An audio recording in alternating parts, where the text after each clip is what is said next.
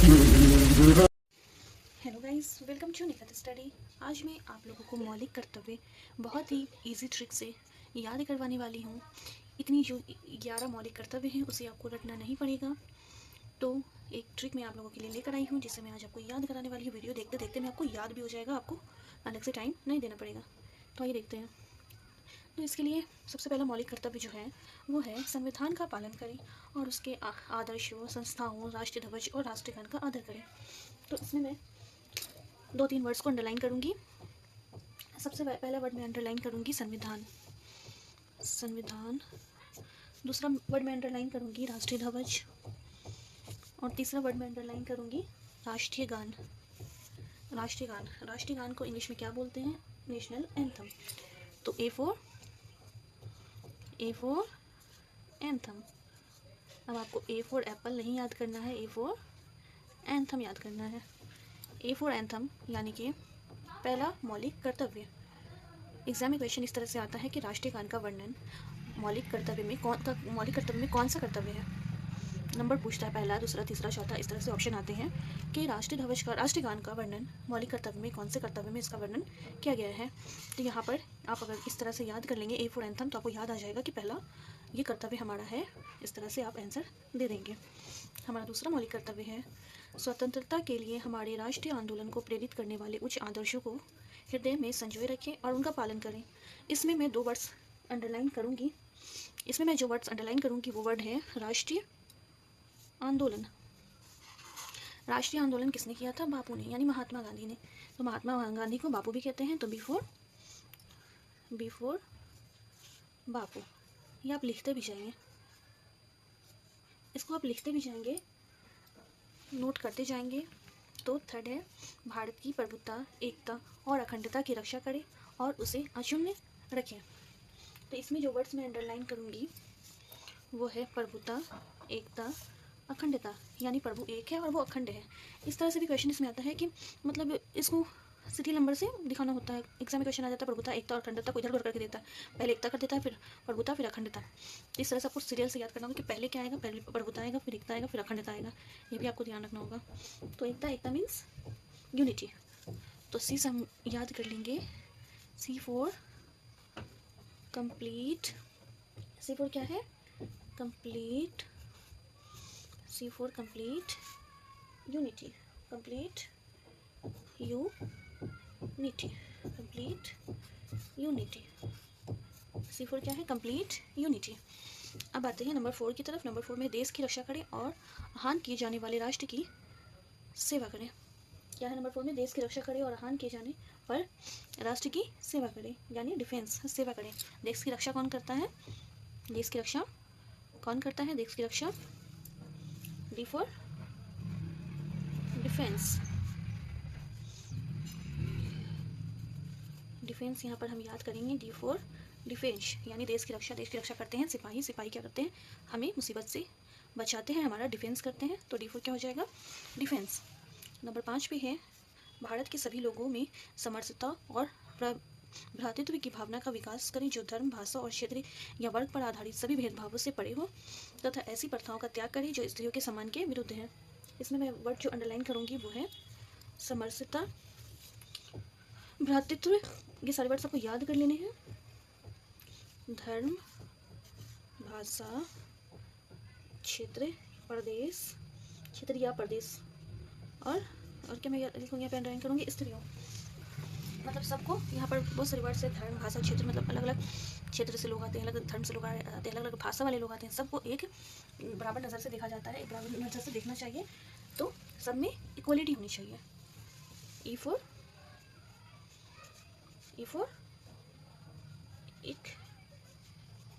Equality. E for क्या है? Equality. E for equality. इतना आपने उतार लिया होगा। तो मैं आगे बताऊं, फटाफट नोट कर लेंगे ये सारी बातें। हमारा जो छठा मौलिक कर्तव्य है वो है हमारी सांस्कृतिक संस्कृति की गौरवशाली परंपरा का महत्व समझें और उसका परिरक्षण करें। इसमें जो वर्ड्स अंडरलाइन होंगे हमें याद करने के लिए वो है परिरक्षण। परिरक्षण, इसमें संस्कृति यानी कल्चर, तो यहाँ पर हम करेंगे F for fancy, F for fancy culture, culture, F for fancy culture. अब नंबर 7 है प्राकृतिक पर्यावरण को जिसके अंतर्गत वन, झील, नदी और वन्यजीव है रक्षा करें और उसका संवर्धन करें तथा प्राणी मात्र की प्रति दयाभाव रखें। इसमें ये जो वर्ड्स हैं वन, झील, नदी और वन्यजीव, ये बहुत इंपॉर्टेंट है। इसको आप सीरियल नंबर से याद कर लेंगे कि पहले क्या आएगा, पहले वन आएगा, फिर झील आएगा, फिर नदी आएगी, फिर वन्यजीव आएगा। ऑप्शन में कर देता है कि पहले वन के बाद वन्यजीव कर देता है, फिर झील कर देता है, इस तरह से इधर उधर वर्ड्स को कर देता है। इस वर्ड्स को सीरियल नंबर से अच्छे से याद करना है। तो यहाँ पर पर्यावरण की बात हुई है, तो पर्यावरण की बात हुई है, इसलिए G4 क्या करेंगे, पर्यावरण से क्या रहता है, हमारा वातावरण ग्रीन रहता है, इसलिए इसे करेंगे G4 ग्रीनरी। G4 क्या होगा, ग्रीनरी। अब नंबर 8, हमारा 8वां मौलिक कर्तव्य है वैज्ञानिक दृष्टिकोण, मानववाद और ज्ञानार्जन तथा सुधार की भावना का विकास करें। इसमें मैं 2-3 वर्ड्स अंडरलाइन करूँगी, वो है वैज्ञानिक दृष्टिकोण, मानववाद तथा ज्ञानार्जन। तो इन तीनों वर्ड्स को मैं अंडरलाइन करूँगी। इसमें मानववाद यानी ह्यूमैनिटी की बात है, तो इसमें H4 क्या हो जाएगा, H4 क्या हो जाएगा, ह्यूमैनिटी, H4 हो जाएगा ह्यूमैनिटी। अब नंबर 9, सार्वजनिक संपत्ति को सुरक्षित रखें तथा हिंसा से दूर रहें। इसमें सार्वजनिक संपत्ति को इंग्लिश में क्या कहते हैं, इंग्लिश में कहते हैं इंडियन प्रॉपर्टी। तो I4 क्या हो जाएगा, I4 हो जाएगा, I4 हो जाएगा इंडियन, I4 हो जाएगा इंडियन प्रॉपर्टी, I4 हो जाएगा इंडियन प्रॉपर्टी। हमारा 10वां मौलिक कर्तव्य है व्यक्तिगत और सामूहिक गतिविधियों के सभी क्षेत्रों में उत्कर्ष की ओर बढ़ने का सतत प्रयास करें जिससे राष्ट्र निरंतर बढ़ते हुए उपलब्धि की नई ऊंचाइयों को छू ले।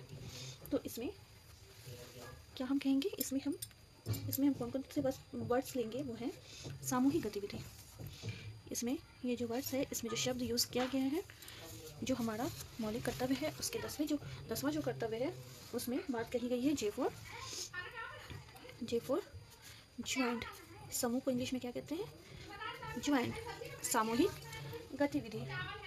हमारा 11वां जो मौलिक कर्तव्य है वो है 6 से 14 वर्ष के आयु के बच्चों के माता पिता और प्रतिपाल्य के संरक्षक उन्हें शिक्षा के अवसर प्रदान करें। तो इसमें अंडरलाइन होगा जो वर्ड वो होगा 6 बच्चे भी कौन से, 6 से 14 वर्ष के बच्चे। तो यहाँ पर K4 क्या हो जाएगा, K4 हो जाएगा यहाँ पर यहाँ पर किड्स होगा, K4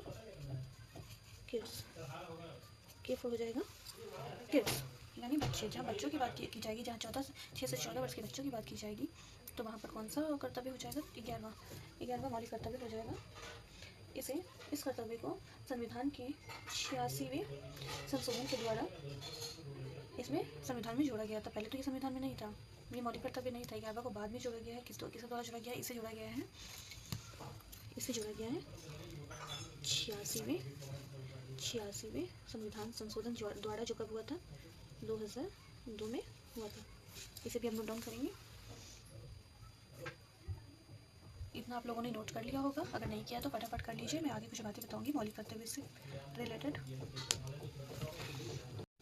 मूल संविधान में जबकि संविधान बना था उस टाइम तो मौलिक कर्तव्य नहीं था संविधान में, उस टाइम एक भी मौलिक कर्तव्य नहीं था। बाद में 42वें संशोधन के द्वारा सरदार स्वर्ण सिंह समिति में 8 मौलिक कर्तव्य जोड़ने की बात कही। किसने कही मौलिक कर्तव्य को संविधान में जोड़ने के बाद, सरदार स्वर्ण सिंह समिति ने 8 कर्तव्यों को संविधान में जोड़ने की बात कही। ये सरदार स्वर्ण सिंह समिति जो थी, इसमें कुल कितने सदस्य थे, इसमें कुल 12 सदस्य थे। एग्ज़ाम में कभी कभी ये भी पूछ लिया जाता है कि कौन कौन से सदस्य थे, तो उन सदस्यों के नाम भी जानने ज़रूरी है। एग्ज़ाम में ऑप्शन आ जाता है कि सरदार स्वर्ण सिंह समिति में इनमें से कौन सदस्य नहीं थे। तो इस तरह से अगर आपको सदस्य के नाम मालूम होंगे तभी आप टिक लगा पाएंगे कि कौन से नहीं थे। तो पहले जो थे वो थे सरदार स्वर्ण, सिन। दूसरे थे एयर, अनतुल्य। तीसरे थे दिनेश गोस्वामी। तीसरे कौन थे? दिनेश गोस्वामी। चौथे थे रजनी पटेल। चौथे कौन थे? चौथे थे रजनी पटेल। पांचवे थे डीपी सिंह। पांचवे कौन थे? पांचवे थे डीपी सिंह। और छठे थे एस रे। सातवें थे, इसे भी आप फटाफट नोट डाउन करते जाएंगे साथ साथ, वीएन गॉट गिल। आठवें थे पीएन बनर्जी। नौवें थे बसंत सेठी। नौवें कौन थे? बसंत सेठी। दसवें थे एचआर गोखले। 10वें कौन थे? एचआर गोखले। और 11वें थे सैयद मोहम्मद।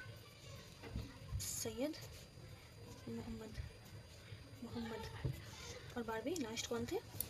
CM Stephen. ये 12 सदस्य थे सरदार सिंह स्वर्ण सिंह समिति में इन्होंने बात कही थी 8 कर्तव्यों को संविधान में जोड़ने की, जिसे ये सारे कांग्रेस पार्टी द्वारा गठित समिति थी। ये समिति जो थी वो कांग्रेस द्वारा गठित थी। इसे भी ध्यान रखेंगे कि ये समिति कांग्रेस के द्वारा गठित की गई थी। तो इसमें 12 सदस्य थे और इन्होंने 8 कर्तव्यों को जोड़ने की बात कही थी, जो 42वें संविधान संशोधन द्वारा, कौन से संविधान संशोधन द्वारा? 42वें संविधान संशोधन के द्वारा भाग 4A में अनुच्छेद 51A में 10 कर्तव्यों को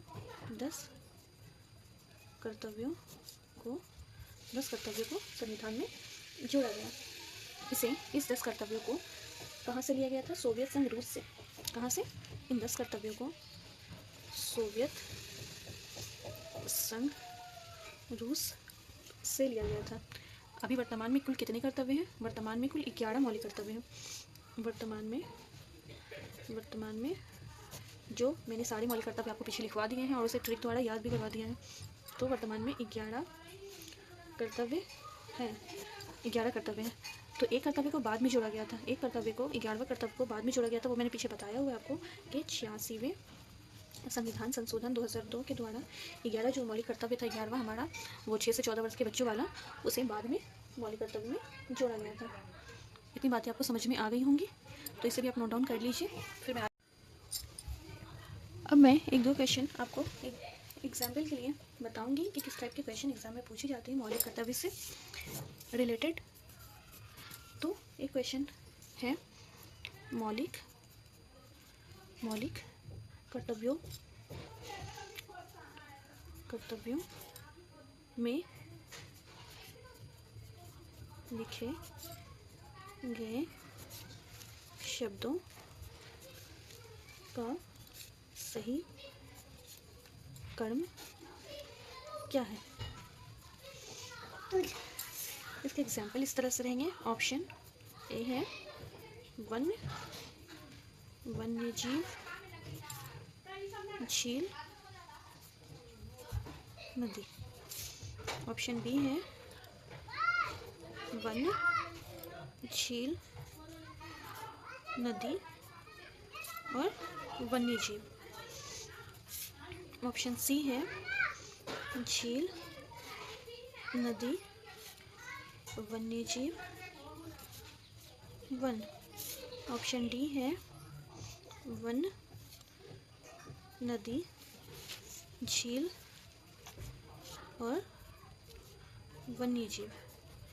इसमें आप करेक्ट बताएंगे आंसर कौन सी है, क्योंकि मैंने सारे कर्तव्य दिखा दिए, उसमें से देखकर आप ज़रूर बताइएगा, उससे समझकर आप ज़रूर बताइएगा, कमेंट में बताइएगा कि कौन सा आंसर सही है। तो इस टाइप के क्वेश्चन एग्जाम में आते हैं मौलिक कर्तव्य से। आज के लिए बस इतना ही। अगर आपको वीडियो अच्छी लगी हो तो लाइक ज़रूर कीजिएगा और चैनल को ज़रूर से सब्सक्राइब करिएगा।